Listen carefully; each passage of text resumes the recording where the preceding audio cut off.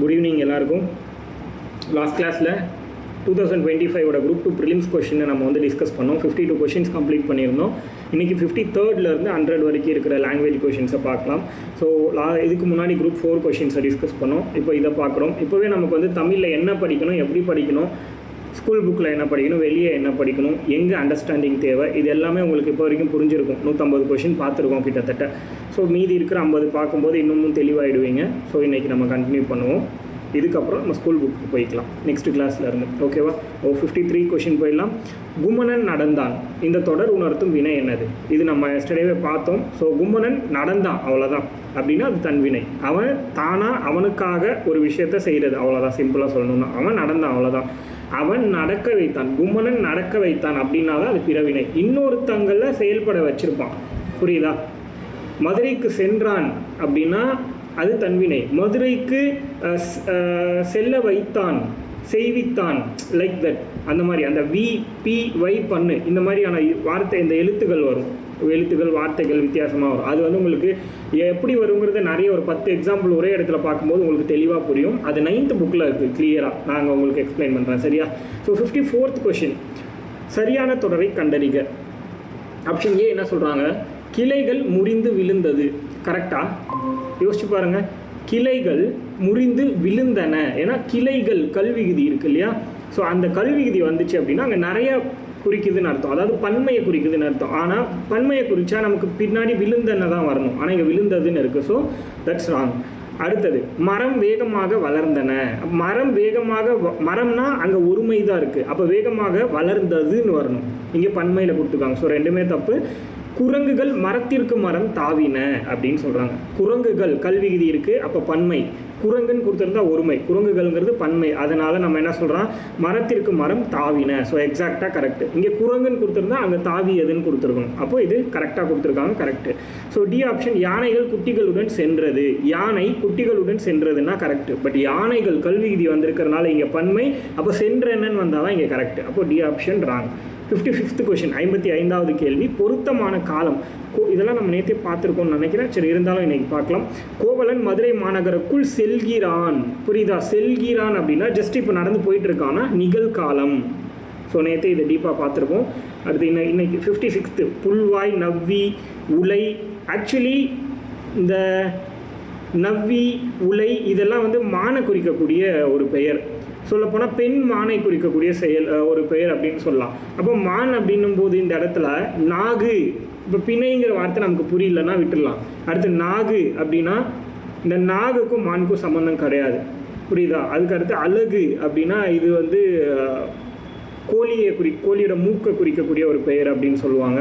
அது வந்து ஆக்சுவலி அது வகர லகரம் தான், இது கிடையாது. ஸோ இந்த அழகு அப்படின்னா நமக்கு வந்து இதுக்கும் மானுக்கும் சம்மந்தம் இல்லை. பெட்டைன்னா குட்டியோட ஒரு பெயர் தான் பெட்டைன்னு நம்ம சொல்லுவோம். அப்போ இது எல்லாமே பெண்ணை குறிக்கக்கூடிய ஒரு வார்த்தை அப்படின்னு சொல்கிறாங்க. இதெல்லாம் எதோட பிணை அப்படின்னு சொல்கிறாங்க. ஸோ இது வந்து கொஞ்சம் நம்ம நிறையா படிக்கும்போது தான் இதை அண்டர்ஸ்டாண்ட் பண்ண முடியும். பட் ஸ்கூல் புக்ஸ்லேயே நம்ம படிக்கும்போது இதை வந்து ஆன்சர் பண்ணுற மாதிரியான ஒரு கொஷின் தான். பட் இது கொஞ்சம் யோசிக்க வேண்டிய ஒரு கேள்வி, 4 ஆப்ஷனை வச்சு. ஓகேவா? ஸோ அடுத்தது 57, வினா எழுத்துக்களை மட்டும் தெளிவாக படிச்சிருந்தீங்கன்னா குரூப் 4 குரூப் 2 மொத்தமாக பார்த்தா 5 கேள்வி கிட்டத்தட்ட அட்டன் பண்ணுற மாதிரி இருக்குது. பாருங்களேன், வெறும் 3 லைன் தான் ஸ்கூல் புக்கில் இருக்குது. இதை படிச்சிருந்தீங்கன்னா 5 கேள்விகளை கரெக்டாக ஆன்சர் பண்ண முடியும். பாருங்கள், உறுதியாக சொல்கிறாங்களாம். உறுதி கூற்று ஆ, ஓ, ஏ, யா, ஏ ஆகிய எழுத்துக்கள் சொற்களோடு சேர்ந்து வரும் இடங்களில் வினாக்குறி இட வேண்டும். கண்டிப்பாக கரெக்டு தானே? ஸோ அதுவா, அதுவோ, எது, ஏன், புரியுதா உங்களுக்கு? யாது, இந்த மாதிரிலாம் நம்ம பேசும்போது இது எல்லாமே வினாக்குறி. கரெக்டு தானே? இந்த வார்த்தை, இந்த எழுத்துக்கள் கூட எந்த வார்த்தை சேர்ந்து வந்தாலும் வினாக்குறி போட்டால் தான் நமக்கு அது கரெக்டாக இருக்கும். அப்போ உறுதிக்கூற்று கரெக்டு. காரணம் ஏன்னா இதெல்லாம் வினாச்சொற்கள். ஸோ ரெண்டுமே கண்டிப்பாக கரெக்டு. அடுத்து, பிறைக்குறியை உள்ளடக்க பயன்படும் நிறுத்தற் குறியீடு எது? ஆக்சுவலி பிறை குறியீடு அப்படின்னா பிராக்கெட்டை தான் நம்ம சொல்கிறோம், வேறு ஒன்றும் கிடையாது. பிறைக்குறியை அதாவது உள்ளடக்க பயன்படக்கூடிய நிறுத்தற் குறியீடு அப்படின்னா பகர அடைப்புக்குறி. இது வந்து ஒரு பிராக்கெட்டை சொல்லக்கூடிய ஒன்று.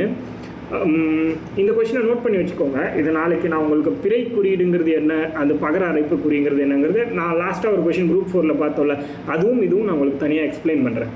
ஓகேவா? இந்த 2 கொஷினை நோட் பண்ணி வச்சுக்கோங்க. இந்த கொஷின் நம்பர் மட்டும் நோட் பண்ணி வைங்க. லாஸ்ட்டாக எனக்கு சொல்லுங்கள். அடுத்தது 59. தேவநேய பாவாணர் கூட்டு கிளவிய புனர் வாக்கியம் என்று எதனை கூறுகிறார்?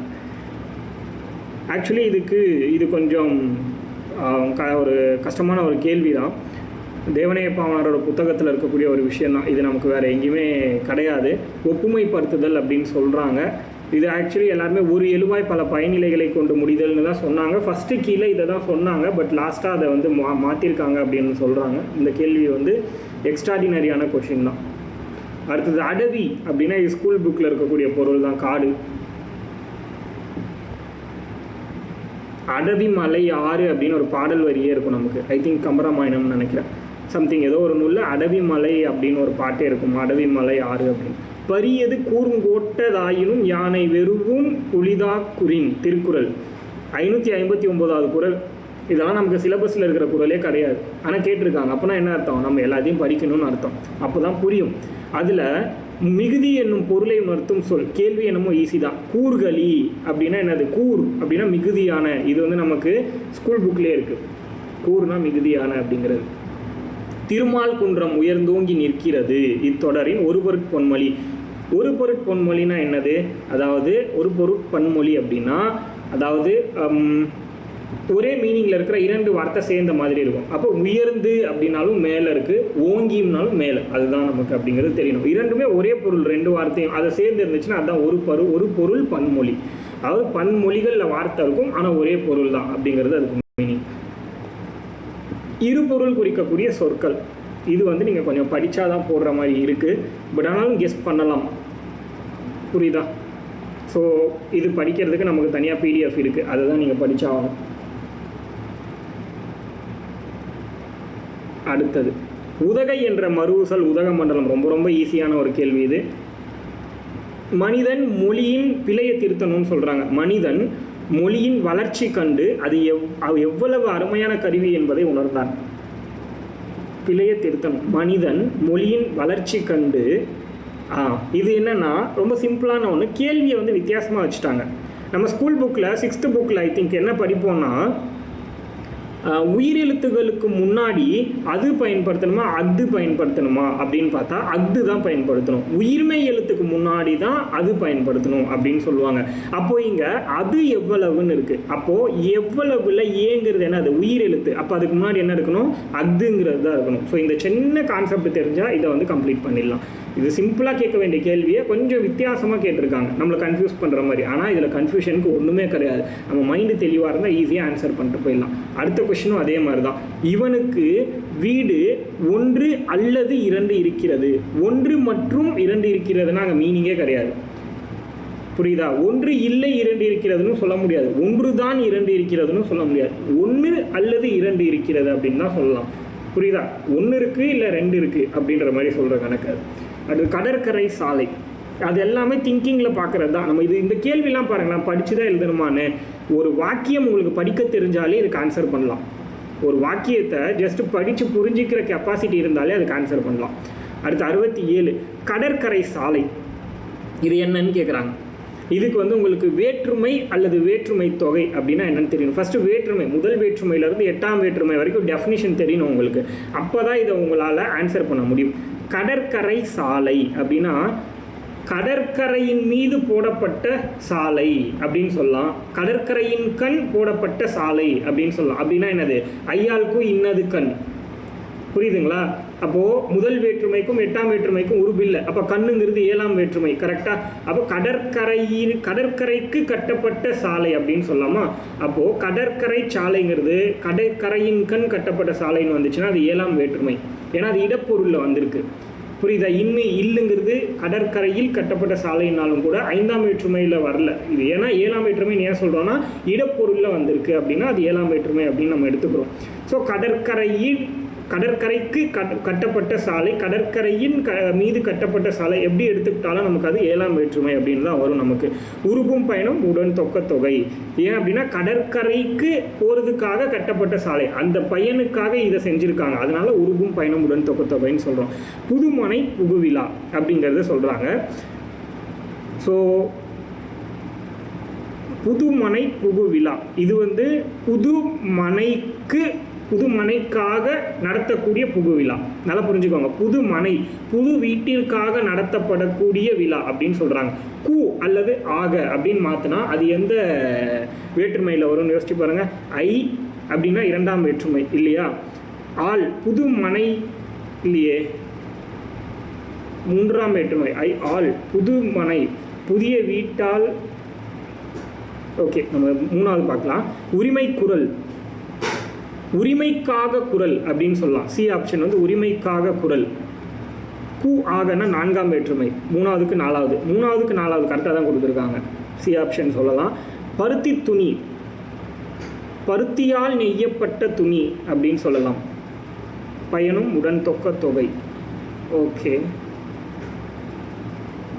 ஓகே கரெக்டாக தான் வருது நமக்கு. புதுமனை புகுவிழா இந்த வார்த்தை மட்டும்தான் எனக்கு மேட்ச் ஆகலை. 1, 3, 4 கரெக்டாக மேட்ச் ஆகுது. பட் 2, ஸோ இதுதான் நம்ம சொல்கிற மாதிரி இருக்குது. புதுமனைக்காக ஸோ இட்ஸ் கன்ஃபியூசிங். சரி, இதை மட்டும் நம்ம யோசிச்சு பார்க்கலாம் என்ன அப்படிங்கிறது. புரியுதா? இந்த மாதிரியான கேள்வி சிலது வர்றதுக்கு வாய்ப்பு இல்லைனாலும் மீதி இருக்கிறத வச்சு கரெக்டாக போடலாம். நம்ம அந்த மாதிரி நம்ம வந்து எடுத்துக்கலாம். ஓகேவா? ஸோ பிளான் பண்ணிக்கோங்க. இந்த மாதிரியும் வரலாம், தப்பாக இருக்கிறதுக்கும் இருக்குது அப்படிங்கிறது உங்களுக்கு தெரியும். ஓகே, அடுத்தது போகலாம். அடுத்து வந்து பொருள். மா இதுவுமே நம்ம வந்து பொருள் பரீட்சை எழுதுகிற மாதிரியான ஒரு கேள்வி தான் இது. ஸோ நம்ம அடுத்தது போயிடலாம். ஓரில் தொர்மொழி, அதுக்கு தான் நம்ம நோட்ஸ் கொடுக்குறோன்னு சொல்லியாச்சு. அந்த நோட்ஸில் நீங்கள் படிச்சிங்கன்னா போதும். இது நம்ம ஈஸியாக படிக்கலாம் அப்படின்னாலும் நம்மளால் ஆன்சர் பண்ணிட முடியும். அந்நாள் அப்படின்னா என்னது? அந்நாள் அப்படின்னா இது கொஞ்சம் யோசிக்கிற மாதிரி இருக்குது அப்படின்னா அடுத்தது அந்நாள் மீன்ஸ் இங்கே யோசிச்சு பாருங்கள். மீதி மூணுத்துக்குமே மேட்ச் ஆகலை. அவள்ங்கிற வார்த்தை கெஸ் பண்ணலாம். அவள் கண்டிப்பாக கெஸ் பண்ண முடியும்.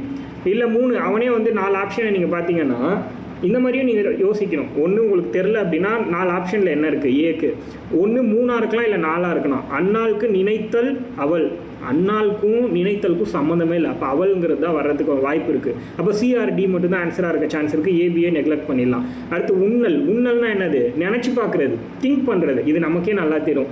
உன்னிப்பாக யோசிக்கிறது அப்படின்லாம் சொல்லுவோம்ல. அப்போது நினைத்தல். 2வது ஆப்ஷனுக்கு வந்து 3. 2வது ஆப்ஷனுக்கு 3ன்னு இருக்கிறதே டி ஆப்ஷன் மட்டும்தான். சப்பையாக ஆன்சர் பண்ணிட்டு போயிடலாம். பார்க்க தான் கஷ்டமாக இருக்குது, ஆனால் நமக்கு ஈஸியாக கெஸ் பண்ணுற மாதிரி தான் இருக்குது. அதே மாதிரி முன்னாள் அப்படின்னா என்னது? முன்னாள்னா முன்னாடி நாள் அப்படின்ற மாதிரி யோசிக்கலாம் இதை. ஸோ எக்ஸாக்டாக அதே மீனிங் தான். முற்காலத்தில். ரொம்ப ஈஸியான ஒரு கேள்வி இது. நகர வேறுபாட்டில் வச்சுருக்காங்க. அப்போ நம்மளால் ஈஸியாக கெஸ் பண்ணிட முடியும். அடுத்தது கேள்வி நம்பர் 70. டேஷ் நாற்றிசையும் செல்லாத நாடில்லை, அந்நாடு வேற்று நாடாகா தமவேயாம் ஆயினால் ஆற்றுனா வேண்டுவது இல். பழமொழி 400லேருந்து ஒரு பாடல் கொடுத்துருக்காங்க. புது புக்கில் 7th புக்கில் ஐ திங்க் இந்த பாடல் இருக்கும். இந்த பாடலில் இணை எழுத்து எதில் இருக்குன்னு கேட்குறாங்க. இணை எழுத்துன்னா என்னது? அதாவது மெல்லின எழுத்துக்களுக்கு 6 மெல்லின எழுத்துக்களுக்கும் 6 வல்லின எழுத்துக்கள் இடையின எழுத்து அப்படின்னு நம்ம படிச்சிருப்போம். அதாவது எப்படி சொல்கிறது, கசட தபுரம் இருக்கு இல்லையா, அதுக்கு கண்ணனே நம்மனை, அது வந்து இடையினை, அது ரெண்டையும் மேட்ச் பண்ணுற மாதிரி இருக்கும். அதே மாதிரி இரல வரல, இடையின எழுத்து 6க்கும் அதுவே தான் இணை எழுத்துன்னு சொல்லுவாங்க. அதுவே திரும்ப வரும். இப்போ வந்து இரல வரல அப்படின்னா அதில் எக்ஸாம்பிளுக்கு சொல்லலாம்னா நம்ம என்ன சொல்லலாம்? லைக் ஏதாவது ஒன்று சொல்லலாமே. சரி, ஓகே, நம்ம பார்ப்போம் அது. ஸோ அதை நம்ம வந்து உள்ள லெசன்ஸ் வரும்போது நம்ம பார்க்கலாம். இணை எழுத்து 7வது புத்தகத்தில் இருக்கும். அதில் நம்ம வந்து கிளியராக பார்த்துக்கலாம். ஸோ இங்கே இணை எழுத்து என்ன இருக்குது? டன் நகரம் நம்ம படிச்சிருப்போம். எப்பயுமே டா வந்துச்சுன்னா அதுக்குள்ளே அந்த 3 சொல்லி நான் நம்ம சொல்லுவோம் இல்லையா, அதுதான் டன் நகரம்னு சொல்லுவோம் நம்ம. அதுதான் வரணும். அப்போது எங்கே இருக்குது நம்ம 4 ஆப்ஷனில் அப்படின்னா இது மட்டும்தான் இருக்குது. ஆற்றுனா, எரல வளல அவனே கொடுத்துருக்கான் பாருங்கள். அந்த ஆற்றுனா, இரு ஆற்றுனா, தமவே யாம் சம்மந்தமே இல்லை, நாடு இல்லை, இதெல்லாம் எதுவுமே வரவே வராது. அப்போது நமக்கு வேண்டுவது டன் நகரம் வந்திருக்கு. அதை வச்சு நம்ம ஆன்சர் பண்ணிட்டு போயிடலாம். 4 ஆப்ஷனை தான் பார்க்கணும் இந்த மாதிரி கேள்விக்கெல்லாம். 4 ஆப்ஷன்லேயே நம்ம ஆன்சர் கண்டுபிடிச்சிடலாம். மேட்ச் ஆகுது அது ஒன்று தான். அடுத்து உறுதிக்கூற்று 71. சுட்டெழுத்துக்களை இடைச்சூட்டுன்னு சொல்லலாம். கண்டிப்பாக சொல்லலாம். ஏன் சொல்லலாம்? ஏன்னா அதை வந்து நம்ம அண்மை சூட்டு, செய்மை சூட்டு அப்படின்னு தான் நம்ம சொல்லுவோம். அப்போ அது என்ன? அது பக்கத்தில் இருக்கிறது, தூரத்தில் இருக்கிறது அப்படின்னு பார்க்கும்போது அது என்னது? அது அங்கே இருக்கிறது, இங்கே இருக்கிறதுனா அது இடைச்சூட்டு தான். அப்போ அது கரெக்டு தான். காரணம் என்ன? அகம் புறம் என சுட்டெழுத்துக்கள் நிற்கும் இடத்தை பொறுத்து பெயர் குறிப்பிடப்படுகிறது. ஸோ நான் சொன்ன அதே ரீசனை தான் இங்கேயும் சொல்லியிருக்காங்க. அப்போ ரெண்டுமே கரெக்டு தான் அப்படிங்கிறது தெரியணும். அடுத்து என்னது? தொல்காப்பியர் குறிப்பிடும் உவன், உவல், உவர், உது, உவை. ஆக்சுவலி உ அப்படிங்கிற சொட்டெழுத்து எங்கே பயன்படுத்துவாங்க அப்படின்னா, முன்னாடி இருக்கிறதையும் சொல்லாமல், லைக் வந்து முன்னாடி இருக்கிறதையும் சொல்லாமல் நடுவில் பின்னாடி இருக்கிறதையும் சொல்லாமல் நடுவில் இருக்கிறத பற்றி பேசுச்சுன்னா அதுதான் வந்து ஊ அப்படிங்கிற எழுத்து அப்படின்னு சொல்லுவாங்க. அதாவது அண்மை சுட்டையும் சொல்லாமல், சேய்மை சுட்டையும் சொல்லாமல், பக்கத்தில் இருக்கிறதையும் சொல்லாமல், தூரத்தில் இருக்கிறதையும் சொல்லாமல் நடுவில் இருக்கிறத பற்றி பேசினா அதுதான் ஊ அப்படின்னு சொல்கிறாங்க. அப்போ அதுக்கு பேர் இடைநிலை சுட்டு அப்படின்னு நம்ம சொல்லலாம். சுட்டு திரிப்புனா என்னது? அண்மை சேய்மையே வந்து மாறக்கூடியது. லைக் இப்போ வந்து பார்த்தீங்கன்னா இவ்வீடு அப்படிங்கிறது இந்த வீடு அப்படின்னு மாறிச்சுன்னா அதுதான் சுட்டு திரிவு அப்படின்னு நம்ம படிப்போம். அடுத்தது சொல் என்னும் வேர் சொல்லின் வினையாளனையும் பெயர். வினையாளனையும் பெயர்னா செய்பவரை முதன்மைப்படுத்தும். புரியுதுங்களா? அதாவது செய்பவரை முதன்மைப்படுத்தாமல் அந்த செய்யக்கூடிய தொழிலை முதன்மைப்படுத்துறது தான் வந்து என்னன்னா வினையாளனையும் பெயர் அப்படின்னு சொல்லுவாங்க. அதாவது சொல் அப்படிங்கிறதோட வினையாளனையும் பெயர் என்ன அப்படின்னா சொல்லா அப்படிங்கிறது எதிர்மறை பெயரெச்சம். அது புரியுதா? அதனால அது நமக்கு வராது. ஈறுகெட்ட எதிர்மறை பெயரெச்சமாக வந்துடும். சொல்லிய இது வந்து வினையாளனையும் பெயரில் வராது. வினையாளனையும் பெயர்ங்கிறது முற்று பெற்ற ஒரு சொல்லாக இருக்கணும். நல்லா புரிஞ்சுக்கோங்க. முற்று பெற்ற ஒரு சொல்லாக இருக்கணும். ஒரு செயல் அதை வந்து குறிக்கிற மாதிரி இருக்கணும். ஒரு நபர் வந்து மறைமுகமாக இருக்கும், ஆனால் அது வந்து முற்று பெற்றதாக இருக்கும். ஒரு நபருடைய தொழிலை வந்து நிறைவு பெற்ற மாதிரி சொல்லியிருக்கணும். அப்போ இதில் நிறைவு பெற்ற மாதிரி இருக்கிற ஒரே வார்த்தை சொல்லாமை மட்டும்தான். ஸோ ஈஸியாக நம்மளால் கெஸ் பண்ண முடியும். அறியாத பையன், இது என்னது? இது வந்து ஒரு அறியாத, அப்போனா அந்த இடத்துல ஆங்கிற ஓசை வருது, அப்போனா இது பெயரெச்சம். ஆனால் 4 ஆப்ஷன்லையுமே பெயரெச்சம்னு தான் இருக்குது. அப்போது ஈறு கெடாமல் இருந்துச்சுன்னா ஈறு கெடாத பெயரெச்சம்னு சொல்லலாம். அதே மாதிரி ஈறு கெட்டு இருந்துச்சுன்னா ஈறு கெட்ட எதிர்மறை பெயரெச்சம். பட் ஆனால் இங்கே நம்ம பேசுகிற எந்த ஆப்ஷனுமே இங்கே இல்லை. அப்போ வேறு என்ன பெயரெச்சத்தை குறிக்குது 4த்துலன்னு பார்த்தோம்னா அறியாத பையன். ஆக்சுவலி அறியாத பையனா அவனுக்கு வந்து எந்த நாலேஜும் இல்லை அப்படின்னு சொல்கிறோம். அப்போனா அது எதை சம்மந்தப்பட்டது? நாலேஜை பேசுது இந்த இடத்துல. அப்போ இந்த இடத்துல நம்ம எதுவுமே குறிப்பிடக்கூடாது. அதாவது இறந்த காலம்னு சொல்ல முடியாது, எதிர்காலம்னு சொல்ல முடியாது. அதே குறிப்பு அப்படின்னா இந்த இடத்துல என்னது? ஏதாவது ஒரு பண்பை பேசியிருக்கணும். ஆனால் இங்கே பண்பை பற்றியும் பேசலை. இந்த இடத்துல என்னது? அவன் வந்து எதுவுமே தெரியாத பையனை ஓப்பனாக சொல்கிறாங்க, அவ்வளோதான். அப்படின்னா அது ஒரு தெரிநிலை பெயரெச்சம் அப்படின்னு சொல்லலாம். பட் ஆனால் இந்த இடத்துல குறிப்பு பெயரெச்சமும் வரலாம் அப்படிங்கிற ஒரு ஆப்ஷன் நிறைய பேருக்கு டவுட் வரலாம். குறிப்புன்னா ஒரு பண்பை காமிச்சிருக்கணும். அதாவது எப்படி சிறந்த பையன் அப்படிங்கிற மாதிரி சொல்லலாம். அந்த மாதிரி சொல்லும்போது தான் நம்ம வந்து இதை குறிப்புன்னு எடுத்துக்க முடியும். ஒரு பண்பை சொல்லியிருக்கணும். பட் ஆனால் இந்த இடத்துல பண்பை குறிக்கலை அப்படிங்கிறத நம்ம புரிஞ்சுக்கணும். சிறிய கடிதம், இதுதான் பண்பு. புரியுதுங்களா? இதுதான் பண்பு. சிறிய கடிதம் அப்படின்னா அது சின்னதாக இருக்குது, அதோடைய பண்பு. அது சின்னதாக இருக்குங்கிறது அதோட பண்பு. அப்போ அது குறிப்பு பெயரெச்சம். காலத்தை வந்து வெளிப்படையாக காட்டாது, ஆனால் அது எப்படி இருக்கும்? அது வந்து ஒரு பண்பை மட்டும் மென்ஷன் பண்ணியிருக்கும். அதுதான் குறிப்பு பெயரெச்சம் அப்படிங்கிறது நமக்கு தெரியணும். ஆங்கில சொல், இதில் ஆங்கில சொல் என்னன்னு கேட்குறாங்க. ஆக்சுவலி இதுவுமே ஓல்டு புக்கில் இருக்கக்கூடிய ஒரு விஷயந்தான். அலமாரி, துட்டு, லாந்தர், உயில், இதெல்லாம் இதில் எது வந்து ஆங்கில சொல்னு கேட்குறாங்க. ஆக்சுவலாக என்னென்னா அலமாரி, துட்டு, லாந்தர் இதெல்லாம் தமிழ் சொல்லும் கிடையாது. வேறு மொழிகள்லேருந்து 4 வார்த்தையை கொடுத்துட்டு அதில் ஆங்கில சொல் எதுன்னு கேட்குறாங்க. உயில்ங்கிறது ஆங்கில சொல், மீதி எல்லாம் வந்து ஜப்பானிஷு, ஃப்ரெஞ்சு அந்த மாதிரி மாறும். புரியுதா? ஸோ அது என்னன்றதை நம்ம தெரிஞ்சுக்கணும். கொஞ்சம் வித்தியாசமான அணுகுமுறை அந்த கொஷின். அடுத்து எதிர்ச்சொல் கேட்குறாங்க. ரொம்ப ஈஸியான கேள்வி தான் இது. அணுகுன்னா என்னது? எதிர்ச்சொல். அணுகுன்னா விலகு, அணுகுனா கிட்ட வர்றது, விலகுனா தூரமாக போகிறது. ஐயம்னா நமக்கு இருக்க பயம். அதே மாதிரி அதுக்கு தெளிவுன்னு நம்ம ஆப்போசிட்டில் சொல்லலாம், தெளிவாக இருக்கிறது. ஊக்கம், சோர்வு, உண்மை, பொய்மை. ரொம்ப ரொம்ப ஈஸியான கேள்வி. எந்தை, என் தந்தை அப்படின்னு சொல்கிறாங்க. அதோட எதிர்ச்சொல் கேட்குறாங்க.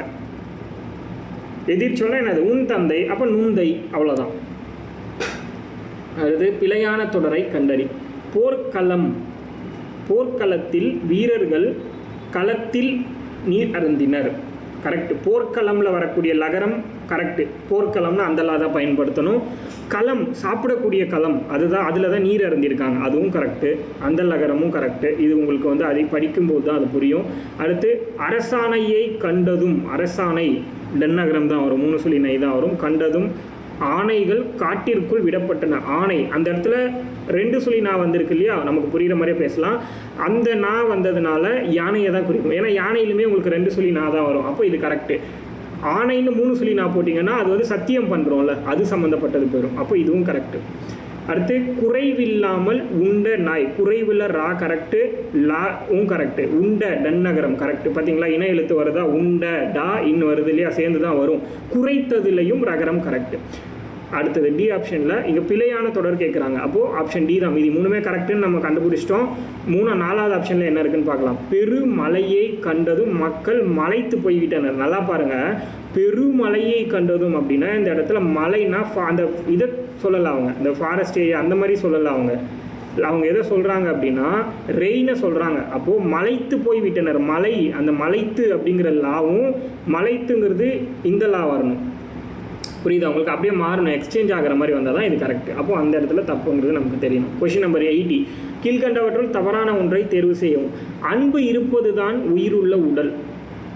ஓகே, இது வந்து தவறான ஒன்று கேட்குறாங்க. அன்பு இருப்பது தான் உயிருள்ள உடல். கண்டிப்பாக திருக்குறளில் திருவள்ளுவர் சொல்லியிருப்பார்.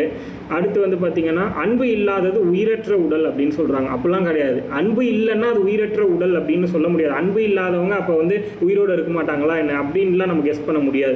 அன்பு உடையவர்கள் தம் உடலும் பிறர்க்கே என்பர். அன்பு உடையவர்கள் தம் உடலும் பிறர்க்கே என்பர். அன்பு இல்லாதவர் எல்லா பொருளும் தமக்கே என்பர். எல்லாமே திருக்குறளில் இருக்கிற ஒரு விஷயம்தான். 1, 3, 4. ஆனால் 2வது ஆப்ஷனை திருக்குறளில் பேசலை. அன்புடையார் எல்லாம் தமக்குரியர், அன்பிலார் என்பும் உரியர் பிறருக்குன்னு ஒரு திருக்குறள் இருக்கும். அந்த திருக்குறளை தான் இங்கே எக்ஸ்பிளைன் பண்ணுறாங்க. அன்பு இருப்பது தான் உயிருள்ள உடல். அன்பு உடையவர்கள் தம் உடலும் பிறர்க்கேன்னு நினைப்பாங்க. அன்பு இல்லாதவங்க எல்லா பொருளும் தமக்கே நினைப்பாங்க அப்படின்னு தான் திருக்குறள் இருக்கே தவிர அன்பு இல்லாதவருடைய உடல் உயிரற்ற உடல்னு திருக்குறளில் பேசலை. அப்போது திருக்குறளை இப்படியும் கேட்குறாங்கிறது புரிஞ்சுக்கணும். பொருளை 4 ஸ்டேட்மெண்ட்டாக வச்சுட்டு அதில் ஒரு ஸ்டேட்மெண்ட் தப்பு, அது எதுன்னு கேட்குறாங்க. ஸோ இப்படிப்பட்ட கேள்விகளும் கேட்குறதுக்கு வாய்ப்பு இருக்குங்கிறத நம்ம புரிஞ்சுக்கணும் இந்த இடத்துல. அடுத்து, அன்றே ஒளிய விடல் என வள்ளுவர் எதனை குறிப்பிடுகிறார்? திருக்குறள் தெரிஞ்சாதான் இதுக்கு ஆன்சரே பண்ண முடியும். நல்லா புரிஞ்சுக்கோங்க. நடுநிலை கடந்து உண்டாகும் செல்வம் அன்றே ஒளிய விடல் அப்படிங்கிறது. இது ஆக்சுவலி இது வந்து எனக்குமே இந்த திருக்குறள் தெரியலை. இந்த திருக்குறள் இப்போ நம்ம 1330 திருக்குறள் படிக்கும்போது அவன் எந்த திருக்குறள் கேட்குறாங்கிறத நம்மளால் ஆன்சரே பண்ண முடியுது பாருங்கள். தமிழ்லேயே திருக்குறள்லேருந்து 5 கேள்விக்கு மேலே கேட்டுடலாம். மேபி இந்த கொஷினுக்கு நம்ம 4 ஆப்ஷனை ஒரு 2-3 டைம் மாற்றி மாற்றி படிக்கும்போது கரெக்டாக ஆன்சர் பண்ணுறதுக்கான வாய்ப்பு இருக்குது. புரியுதா? ஏன்னா நீங்கள் அன்றறிவாம் எண்ணாது அறம் அப்படிங்கிறது அன்றே ஒளிய விடல். அது கொஞ்சம் சம்மந்தப்படுத்தி படிக்கும்போது நமக்கு புரியும். இங்கே 3 வார்த்தை தான் இருக்குது. எதனை குறிப்பிடுறாருன்னா இங்கே 4 வார்த்தையில் மீதி 3 இருக்குது. அதை 3 வச்சு நம்ம வந்து கெஸ் பண்ணலாம். 4, 3, 7 திருக்குறள் இல்லையா, அந்த மாதிரி. ஸோ அது கெஸ்ஸிங்கில் மாதிரி தான் இருக்குது. படிக்கலை அப்படின்னா, படிச்சிருந்துச்சுன்னா நம்ம வந்து ஈஸியாக ஆன்சர் பண்ணலாம். அடுத்து, இலைநிறை அளக்கும் கோல் எது? நமக்கு வரும் துன்பம். அதாவது இந்த கிளைஞர்னா நம்மளை அப்படி இது ஆக்சுவலி இந்த திருக்குறள் தெரிஞ்சால் தான் இதுவுமே ஆன்சர் பண்ண முடியும். இதுவும் ஒரு எனக்கு தெரிஞ்ச திருக்குறளில் நிறைய கேள்வி பார்த்துட்டோம் இன்றைக்கி குரூப் 2ல் பொறுத்த வரைக்கும். உறுதி கிளைநிறை அளக்கும் கோல் அப்படின்ற மாதிரி முடியும் இது. ஸோ நமக்கு வரும் துன்பம் இது வந்து ஸ்கூல் புக்லேயே இருக்கக்கூடிய ஒரு திருக்குறள் தான். அதில் ஸ்கூல் புக் ஓல்டு புக்கில் இருக்குது. அந்த திருக்குறள் படித்தாலே நம்மளால் ஆன்சர் பண்ணிட முடியும். 83rd கொஷின், கூற்று ஏ. திருப்புகழில் அருணகிரிநாதர் தப்பாட்ட இசை குறித்து பதிவு செஞ்சுருக்கார். இது உங்களுக்கு 7th புக்லேயே இருக்குது. 7th தமிழ் புக்கில் தந்தகீரத சம்திங் ஒரு பாட்டு இருக்கும், பார்த்துருக்கீங்களா? தப்பட்ட அந்த மாதிரி ஒரு பாட்டு இருக்கும். அது தப்புங்கிற மாதிரி ஒரு பயன்படுத்தியிருப்பாங்க. திருப்புகழ் அருணகிரிநாதர் இசை சம்மந்தப்பட்ட ஒரு 7வது இயல் என்னமோ இதை வந்து கொடுத்துருப்பாங்க, 6வது 7வது இயலில். ஸோ அருணகிரிநாதர் திருப்புகழ் எழுதியிருப்பார். அதை தப்பாட்டத்தை பற்றி அவர் தான் பேசியிருப்பார். அதுக்கு காரணம் என்ன அப்படின்னா, புலியை போன்று கருப்பும் மஞ்சளுமான வண்ண கோடுகளிட்டு வீரத்தை காட்டி தப்பு இசைக்கேற்ப தப்பாட்டத்தை ஆடுவர் அப்படின்னு சொல்கிறாங்க. கரெக்டு தான், தப்பாட்டத்தை இப்படி தான் ஆடுவாங்க. பட் ரெண்டுத்தையும் மேட்ச் பண்ணி பாருங்கள். இதுக்கு காரணம் இதா அப்படின்றத நம்ம செக் பண்ணணும். நல்லா படிங்க. திருப்புகழில் அருணகிரிநாதர் தப்பாட்ட இசை குறித்து பதிவு செஞ்சுருக்காரு அப்படின்னு ஒரு இன்ஃபர்மேஷன். புலியை போன்று கருப்பும் மஞ்சளுமான வண்ண கோடுகளிட்டு வீரத்தை காட்டி தப்பிசைக்கேற்ப தப்பாட்டத்தை ஆடுவர் அப்படின்னு சொல்கிறாங்க. இப்படி ஆடுறதுனால தான் திருப்புகழ் அருணகிரிநாதர் தப்பாட்ட இசை குறித்து எழுதியிருக்காங்களான்னு கேட்டால் அப்படி கிடையாது. அப்போது அது வந்து ரெண்டுமே கரெக்டு. கூற்று சரி, காரணம் தவறு இல்லை. ஆக்சுவலி ரெண்டுமே கரெக்டுன்னு சொல்லலாம். பட் ஆனால் சரியான விளக்கம் அல்ல அப்படின்னு வேணால் சொல்லலாம். தவறுன்னெலாம் சொல்லிட முடியாது. புரியுதுங்களா? அப்படி தான் இதை சொல்ல முடியும். பட் வந்து ஆப்ஷன் ஏ தான் நம்ம எப்படி பார்த்தாலும் நம்ம ஆன்சர் பண்ண முடியும். ஏன்னா நீங்கள் நல்லா பாருங்களேன், கூற்று சரி காரணம் தவறு அப்படின்னா வேறு எதுவுமே மேட்ச் பண்ணுற மாதிரி இல்லை. ஆக்சுவலி இந்த கேள்வியே என்ன கேட்டால் இதுவுமே தப்பா. இந்த மாதிரி நிறைய கொஷின்ஸ் இருந்துச்சு குரூப் 2ல், ஞாபகம் இருக்குது எனக்கு. சில கொஷின்ஸ் அந்த மாதிரி வரும். அது நம்ம ஒன்றும் பண்ண முடியாது. நம்ம அடுத்தது வந்துடலாம். மிஸ்டேக் இருக்குது அதில். கீழ்கண்டவற்றுள் சரியானவற்றை தேர்வு செய்க. தென் திராவிட மொழி 9th தமிழ் புக்கு படிச்சிருந்தீங்கன்னா இதை ஆன்சர் பண்ணிடலாம். வட திராவிட மொழி, தென் திராவிட மொழி, நடு திராவிட மொழி. தமிழ், கன்னடம், மலையாளம் இது எல்லாமே வந்து தென் திராவிட மொழி. ஆனால் தெலுங்கு மட்டும் கிடையாது.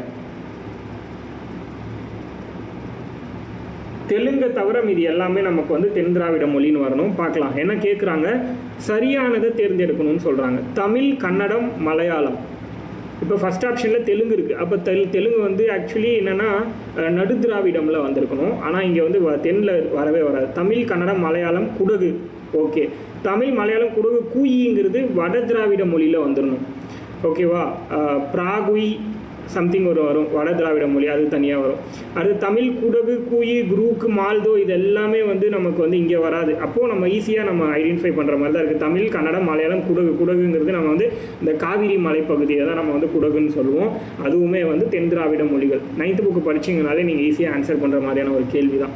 அடுத்து கண்ணதாசன் குறித்த இது ஸ்கூல் புக்கு. கண்ணதாசனோட கூற்றை பற்றி நியூ புக்லேயே இருக்குது நமக்கு. 1949 கலங்காதிரு மனமேங்கிற பாடலை எழுதி திரைப்பட பாடலாசிரியர் ஆனார். எக்ஸாக்டாக கரெக்ட். ஆனால் இந்த லைன் வந்து ஸ்கூல் புக்கில் கிடையாது. எக்ஸ்ட்ரா கேட்ட கொஸ்டின் இது. இயேசு காவியம் என்னும் நூலுக்காக சாகித்ய அகாடமி விருது பெற்றாரான்னு கேட்டால் கிடையாது. இவர் வந்து இயேசு காவியம்க்கு வாங்கலை. இயேசு காவியம் இவரோட இறுதி நூல்னு வேணால் சொல்லலாம். இயேசு காவியம் தான் இவரோட இறுதி நூல். பட் ஆனால் அதுக்காக அவர் சாகித்ய அகாடமி வாங்கலை. ஓகேவா. அடுத்து இவர் கவியரசு என்னும் சிறப்பு பெயரால் அழைக்கப்படுகிறது. அது வேணால் கரெக்ட். கவியரசு கண்ணதாசு அப்படின்னு தான் சொல்லுவாங்க. ஸோ ஆப்ஷன் 2 தப்பு, 1 and 3 கரெக்ட்.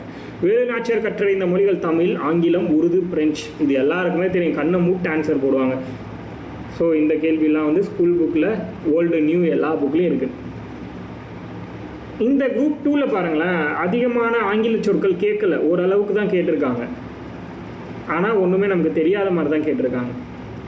ஸோ இது வந்து நம்ம இங்கே ஸ்கிப் பண்ணிக்கலாம். மறு ஆய்வு மனு, ரிவ்யூ பெட்டிஷன், இது நமக்கு வந்து பாலிட்டிலேருந்து கேட்டிருக்காங்க பாருங்கள். ரிட் பெட்டிஷன், ரிட்டுனா சீராய்வுன்னு சொல்கிறோம்ல நம்ம, அதுக்கு அடுத்து வந்து ஹேபியஸ் கார்பஸ். இதுக்கு தமிழில் சொல்லணும்னா இந்த ஆர்டிகல் 32ல் ஃபஸ்ட்டு படிப்பீங்களே, அதுதான் ஹேபியஸ் கார்பஸ். ரிவ்யூ பெட்டிஷன் அப்படின்னா தான் ரிவ்யூ, மறு ஆய்வு. சிம்பிளாக முடிச்சிடலாம். ரிவிஷனுக்கும் சம்மந்தமே இல்லை. ரிவிஷன்னா என்னது, திருப்பி பார்க்கறது. மறு ஆய்வுன்னு வராது, திருப்பி பார்த்தல்ன்ற மாதிரி வரும். ஆண்டிகள் மடம் கட்டியது போல, ஊமை தொடர். ஆற்றில் கரைத்த புலி போல அப்படின்னா என்னது, பயனற்ற செயல். 2வதுக்கு 3வது. மடம் கட்டுறதுங்கிறது உருவாகா திட்டம். ஆண்டிகள் மடம் கட்டியது, உருவாகா திட்டம். கரடி பிறை கண்டது போல, கரடி பிறையை காண்பதுங்கிறது ரொம்ப அரிதான விஷயம்னு சொல்கிறாங்க. உள்ளீடற்ற புதர் போல, ஈஸியாக கெஸ் பண்ணுற மாதிரி தான் இருக்குது. உள்ளீடற்ற புதர் போலன்னா அங்கே உள்ள ஒன்றுமே இல்லை. உள்ளீடற்ற புதர் போல, புதர் இருக்கு ஆனால் உள்ள ஒன்றுமே இல்லை. அப்போ அது ஒரு போலியான புதர். ஸோ ஈஸியாக கெஸ் பண்ணுற மாதிரியான கேள்வி. நீர்மேல் எழுத்து போல என்ற ஊமை தொடரின் சரியான பொருள். நீர்மேல் எழுத்து எழுத முடியுமா, நிலையற்ற தன்மை. ஸோ இதுவும் நம்ம நார்மலாக படிக்கிறது தான், படிக்கலைன்னா கூட ஆன்சர் பண்ணுறது தான் அது. அடுத்தது காணல் நீர். இப்போ புரியுது அவங்களுக்கு எதில் அதிக கான்சென்ட்ரேட் பண்ணுங்கிறது புரிஞ்சிருக்கும். காணல் நீர் அப்படின்னா என்னது, அதாவது இல்லாத ஒன்று நம்ம வந்து இருக்கிற மாதிரி காமிக்கிறது தான் வந்து காணல் நீர். லைக் நீங்கள் ரோட்டில் நடந்து போவீங்க, தூரத்துலேருந்து வெயிலில் நடந்து போகும்போது பார்த்தீங்கன்னா முன்னாடி இருக்க தார் ரோட்டில் வந்து தண்ணி அப்படியே லிட்டர் கணக்கில் கொட்டி கிடக்கிற மாதிரி இருக்கும், எண்ணெயோ தண்ணியோ. கிட்ட போக போக போக ஒன்றுமே இருக்காது. அதுதான் வந்து காணல் நீர்னு நம்ம சொல்கிறோம். அது கிடைக்காத ஒன்று, இல்லாத ஒன்றுன்னு சொல்லலாம். கரை ஏறுதல் அப்படின்னா என்னது, கொஞ்சம் கொஞ்சமாக கரை ஏறிட்டான் வாழ்க்கையில் அப்படின்றாங்கல்ல. துன்பத்துலேருந்து மீண்டும் மேலே வந்துட்டான், வாழ்க்கையில் கஷ்டத்துலேருந்து. கை கழுவுறது அப்படின்னா என்னது, விட்டுடுறது, அவ்வளோதான், எனக்கு வேணா சாமி அப்படின்னு கை கழுவிடுறது. குரங்கு பிடினா கெட்டியாக பிடிச்சிக்கிறது. இதெல்லாம் நமக்கு பேசிக்காக தெரிஞ்சது தான். கடுக்காய் கொடுக்கறது அப்படின்னா ஏமாத்துறது. இதெல்லாம் ஒரு சில ஊர்களில் பேசுகிற வார்த்தைகள் தான். பட் நம்ம அந்த மாதிரி மக்கள்கிட்ட பேசும்போது தான் நமக்கு அந்த ஆன்சர் வந்து எக்ஸாக்டாக தெரியும் இப்படி ஒரு விஷயம் இருக்குன்னு. பின்வரும் பழமொழியிலே பாருங்கள் எத்தனை கேள்வி. எனக்கு தெரிஞ்சு அந்த ஆப்ஷன் மேட்ச் ஷீட்லாம் சேர்த்துனா 10 கேள்வி வந்திருக்கும் பழமொழியில். அதுக்கு மேலேயே இருக்கும். ஸ்டார்டிங்கில் 1ஆம் நம்பர் கொஷின்லேருந்து பார்த்தோம்னா, பின்வரும் பழமொழி உணர்த்திலும் சரியானவற்றை குறிப்பிட. எரு கெட்டாருக்கும் 8 கடுக்காய், இளம்பிள்ளை தாய்க்கும் 8 கடுக்காய். இந்த பழமொழியை திரும்ப திரும்ப திரும்ப படித்தா மட்டும் போதும் இந்த கேள்விக்கு ஆன்சர் பண்ணிடலாம். எரு கெட்டாருக்கும் 8 கடுக்காய். இளம் பிள்ளை தாய்க்கும் எட்டே கடுக்காய். இப்பழமொழி வேளாண்மை சார்ந்தது. எரு கெட்டார் என்பது மலச்சிக்கல் கொண்டவர்களை குறிக்கிறது. கடுக்காய் மலச்சிக்கல். அப்போ இந்த இடத்துல 2 ஆப்ஷனில் மலச்சிக்கல்ங்கிறது பயன்படுத்துகிறாங்க.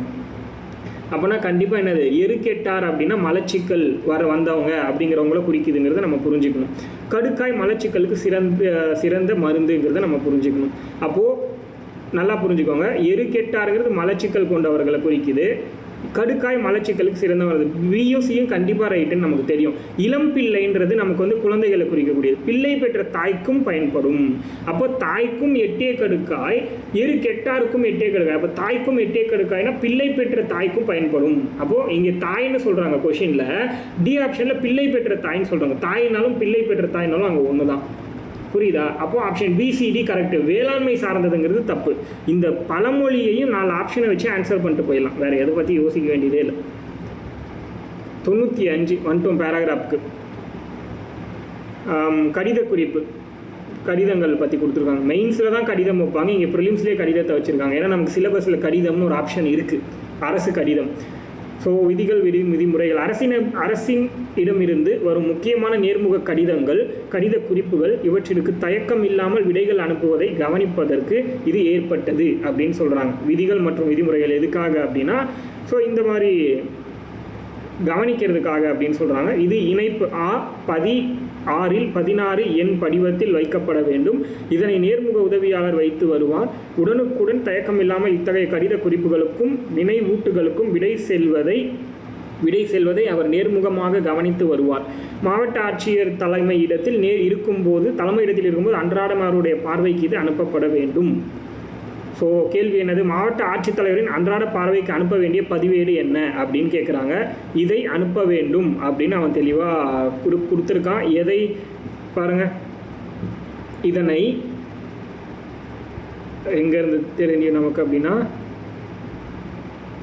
அரசின் இடமிருந்து வரும் முக்கியமான நேர்முக கடிதங்கள், கடித குறிப்புகள் இவற்றிற்கு தயக்கம் இல்லாமல் விடைகள் அனுப்புவதை கவனிப்பதற்கு ஏற்பட்டுச்சு. எது? விதிகள் மற்றும் விதிமுறைகள். அதாவது கடித குறிப்புகளின் தனிப்பதிவேடு. கொஷினில் டாப்பில் பாருங்கள், போர்டு, அரசினர் இவர்களிடமிருந்து வரும் முக்கிய கடித குறிப்புகளின் தனிப்பதிவேடு, அதை பற்றி தான் மொத்தமாக பேசுகிறாங்க. அப்போது யாருக்கு இதை அனுப்ப வேண்டும் அப்படின்னா, அந்த அனுப்ப வேண்டிய பதிவேடு தெளிவாக அந்த வார்த்தையை மென்ஷன் பண்ணியிருக்காங்க. நீங்கள் வந்து பார்த்தீங்கன்னா நேர்முக கடிதம் கீழே பேராகிராஃபில் நேர்முக கடிதம், கடித குறிப்புகள்னு தான் இருக்குது. பதிவேடுங்கிறதே கொஷினில் மென்ஷன் பண்ணியிருக்காங்க. அப்போ பதிவேடுங்கிறது எங்கே இருக்குது? கடித குறிப்புகளின் தனிப்பதிவேடுன்னு டாப்பில் இருக்குது. அப்போ அங்கே தான் அந்த கொஷினுக்கான ஆன்சரே இருக்குது. ஈஸியாக ஐடென்டிஃபை பண்ணிடலாம். இது எதுவுமே இந்த பேராகிராஃப்லேயே இல்லை சொல்ல போனால். ஸோ அதை வச்சு ஆன்சர் பண்ணிடலாம். இதுக்கு அடுத்து அந்த ஒரே கேள்விக்கு தான் இதை வச்சுருக்காங்க. கொஞ்சம் கஷ்டமும் ஈஸியும் மிக்ஸ் ஆன மாதிரி ஒரு கேள்வி அது. உயிரியலில் அபுலோமானியா, இது வந்து அந்த பார்த்தோல்ல 82 சம்திங் இது டிவியை சென்ட் பண்ணியிருந்தாங்க இல்லையா, அதில் வர்ற விஷயந்தான் இது. அடுத்தது நாட்டிக்கல், இதுவுமே அதில் தான் வந்துச்சு. என் சீரீஸில் வந்த ஒரு கொஷினை தூக்கி அப்படியே வச்சுருக்காங்க. எடுத்தவொடனே கண்டுபிடிச்சிடலாம். நாட்டிக்கல் மைலுங்கிறது 1852 மீட்ரு அப்படிங்கிறது. அதை வச்சே 2 ஆப்ஷன் கொண்டு வந்துடலாம். மற்றதை வச்சு எப்படியோ ஒன்று ஆன்சர் பண்ணிடுற மாதிரி தான் இருக்குது. இது ரொம்ப ரொம்ப ஈஸி. ஸ்கூல் புக்கில் இருக்கிற கொஷின் தான் இது. 6th 7th புக்கில் ஏதோ ஒரு புக்கில் இருக்குது. நானோ டெக்னாலஜி அப்படின்னா என்னது? நுண் தொழில்நுட்பம், பயோடெக்னாலஜி உயிரி தொழில்நுட்பம், ஸ்பேஸ் டெக்னாலஜி விண்வெளி தொழில்நுட்பம், இன்டெலெக்சுவல் அறிவாளர், ஸ்கூல் புக்கில் இருக்கிற ஒரு கொஷின். அடுத்தது பிரஸ்பையோ, இது வந்து உங்களுக்கு ஆக்சுவலி சயின்ஸை வந்து படிச்சிருந்தீங்கன்னா நல்லா ஈஸியான ஆன்சர் இது. உணவுக்குழல் நோய் பற்றினது தான். பிரஸ்பையோபியா அப்படின்னு ஒன்று படிச்சிருப்போம். உணவுக்குழல் அலர்ஜி நோய் அப்படின்னு சம்திங் ஒன்று படிப்போம் ஸ்கூல் புக்கில். இங்கிலீஷில் படித்தவங்களுக்கும் இது புரியும், தமிழ் படித்தவங்களுக்கும் புரியும். பட் சயின்ஸ் படிச்சிருந்தா புரியும். இது ரொம்ப ரொம்ப ஈஸி. இதுவுமே பார்ட்டர் சிஸ்டம் அப்படின்னா பண்டமாற்று முறை, இங்கிலீஷில் படித்தவங்களுக்கு தெரியும். பார்ட்டர் சிஸ்டம் அப்படின்னா என்னென்னு, பழங்காலத்தில் பயன்படுத்தப்பட்ட ஒரு வியாபார முறை, பண்டமாற்று முறை அப்படின்னு நம்ம சொல்லுவோம். அதுக்கடுத்து என்னது? பார்கெனிங்னா நமக்கு தெரியும், பேரம் பேசுகிறது, பார்கெயின் பண்ணி வாங்கலையா ஏன் அப்படின்னு கேட்போம்ல. அடுத்து பேட் டெப்ட் அப்படின்னா என்னது? பேட் டெப்ட்னா அந்த வாராக்கடன். அடுத்து வந்து அக்வயர், கைப்பற்றப்பட்ட நிறுவனம், ஒரு கம்பெனியை வந்து பேங்க்கால் அக்வயர் பண்ணிக்கிறது. ஸோ இதெல்லாம் வந்து மேக்ஸிமம் ஆன்சர் பண்ணுற மாதிரி தான் நமக்கு இருக்குது.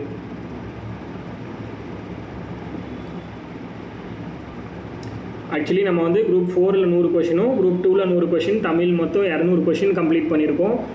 டெய்லி 50 கொஷின் அந்த மாதிரி எடுத்து நம்ம 200 கொஷினை கம்ப்ளீட் பண்ணியிருக்கோம். இப்போ உங்களுக்கு வந்து இந்த சிலபஸ்லேருந்து இதை தான் கேட்க போகிறோம், நான் இதை தான் படிக்கணுங்கிற ஒரு அண்டர்ஸ்டாண்டிங்குள்ளே நீங்கள் வந்திருப்பீங்க. அதிகமாக நீங்கள் வந்து பார்த்தீங்கன்னா இலக்கியங்களில் கான்சென்ட்ரேட் பண்ணுங்கள், புரியுதா? யூனிட் 7 பொறுத்த வரைக்கும் இலக்கியங்களில் கான்சென்ட்ரேட் பண்ணும். ஏன் அப்படின்னா இப்போ எக்ஸாம்பிளுக்கு பழமொழி 400லேருந்து கொஷின் பார்த்தோம், அடுத்து குரூப் 4ல் கலித்தொகையில் கொஷின் பார்த்தோம், இந்த மாதிரி அதிகமாக வருது. திருக்குறளில் ஹையஸ்ட் கான்சென்ட்ரேட் பண்ணோம் நம்ம யூனிட் 7 பொறுத்த வரைக்கும். அதே மாதிரி கண்ணதாசன் பற்றி கொஷின் பார்த்தோம், அதுக்கப்புறம் பார்த்தீங்கன்னா தேவநேய பாவாணர் பற்றி கொஷின் பார்த்தோம், அடுத்து வந்து மாப்போ சிவஞானம், இந்த மாதிரி. அப்போது நம்ம வந்து பாரதியார், பாரதிதாசன் இப்படி வந்து அதிகமாக கான்சென்ட்ரேட் பண்ணணும். ஒன்று புரியுதா? யூனிட் 7 பொறுத்த வரைக்கும் இந்த மாதிரி கான்சென்ட்ரேட் பண்ணால் போதுமானது. நீங்கள் போயிட்டு இந்த துணை பாடம் படிக்கிறது அதெல்லாம் வச்சுக்காதீங்க. தமிழில் பொறுத்த வரைக்கும் அதெல்லாம் நமக்கு தேவையே இல்லை, புரியுதா? எது தேவையோ அதை மட்டும் படிக்கணும். முக்கியமாக இலக்கியங்கள் பார்ட்டை தெளிவாக படிச்சுக்கோங்க, அதில் இருக்கக்கூடிய பொருள்களை நல்லா தெளிவாக படிச்சுக்கோங்க. ஒரு வார்த்தைக்கு என்ன பொருள் அப்படிங்கிறத தெளிவாக படிச்சுக்கோங்க. எல்லா லெசன்ஸ்லேயும் தெளிவாக பொருளை படிச்சுக்கோங்க.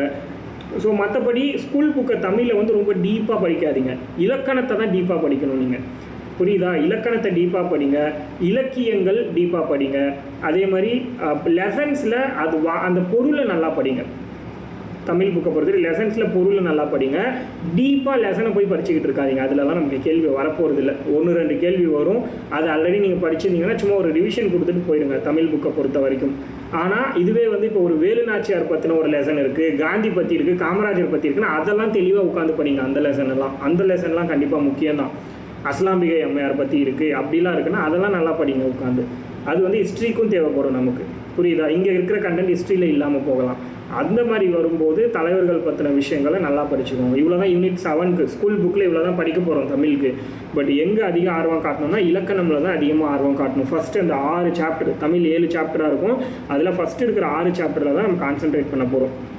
அதில் அதிகமான கேள்வி நமக்கு எங்கேருந்து கேட்குறாங்கன்னா பழமொழி, மரபுச்சொல், பழமொழி. ஆக்சுவலி இது ரெண்டும் ஒரே கான்செப்ட். மரபுச்சொல்லுங்கிறதும் பழமொழிங்கிறதும் ஒரே மாதிரி தான் இருக்குது. அதில் திருக்குறளையும் கொண்டு வந்துடுறாங்க. திருக்குறளையே மரபுச்சொல்லாகவும் பழமொழியாகவும் மாற்றி கேள்வி கேட்குற பாங்க நம்ம வந்து இந்த 2 கொஷின் பேப்பரில் பார்த்துருப்போம். அப்போ இதில் நம்ம கான்சென்ட்ரேட் பண்ணுங்கிறது உங்களுக்கு புரியணும், ஓகேவா?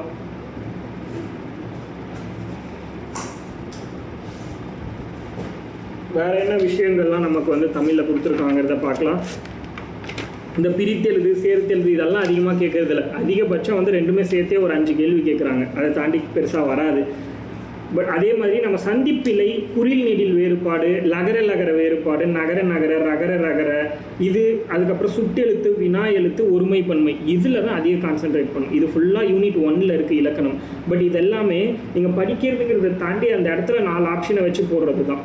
ஸோ வினா எழுத்து அதுலேருந்து மட்டுமே 10 கேள்வி பார்த்துட்டோம் எனக்கு தெரிஞ்சு. குரூப் 2ல் ஒரு 4-5, குரூப் 4ல் 4-5. வினா எழுத்துங்கிற வார்த்தையை வச்சு அவ்வளோ கேள்வி.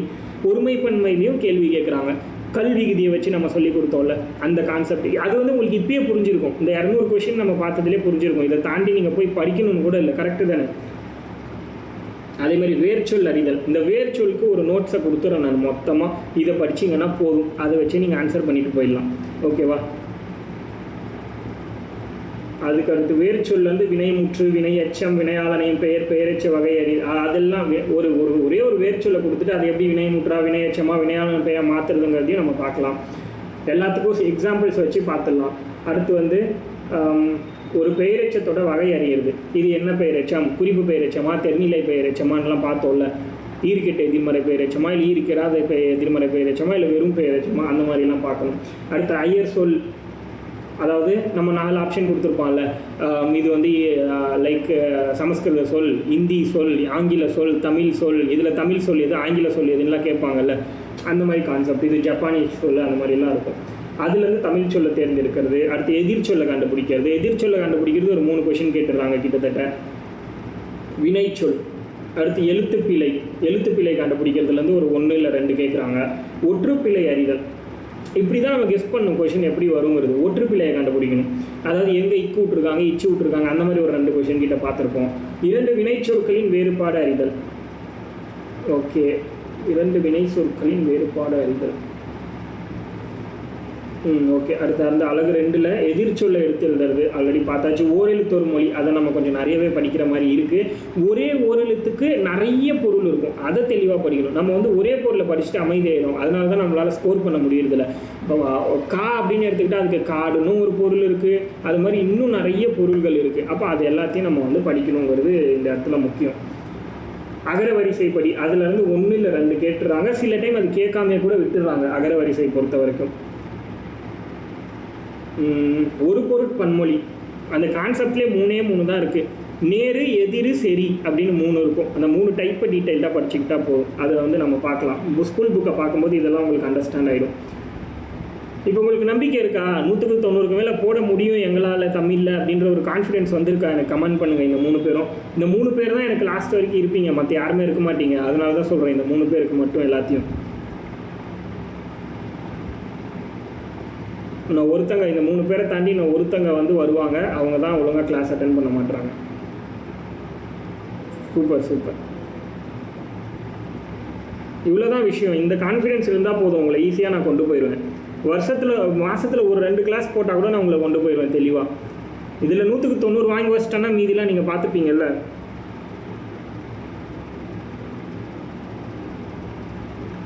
இருபொருள் குறிக்கக்கூடிய சொற்கள், இதுக்கும் நம்ம நோட்ஸ் கொடுத்தாகணும். பேச்சு வழக்கு, எழுத்து வழக்கு, இதுலேயும் நிறைய கேள்வி கேட்குறாங்க.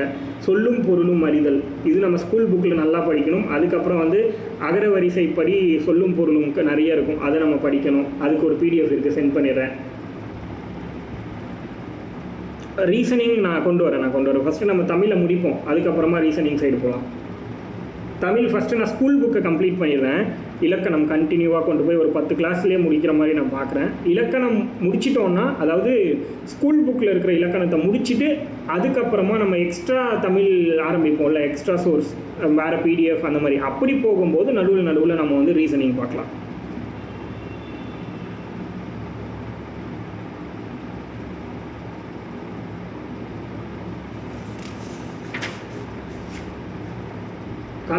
கலைச்சொல் வந்து 10 கேள்வி கேட்போம்னு போட்டிருக்காங்க. அதனால் கலைச்சொலுக்கு நம்ம ஒரு யூனிட்டாகவே வச்சுருக்காங்க. கலைச்சொல் யூனிட் 4ன்னு ஒரு யூனிட்டாகவே வச்சுருக்காங்க. அதனால் கலைச்சொல் பொறுத்த வரைக்கும் நம்ம கொஞ்சம் கான்சென்ட்ரேட் பண்ண வேண்டியது இருக்குது. சரி, பார்க்கலாம். Okay, thank you. நாளைக்கு கிளாஸில் பார்க்கலாம்.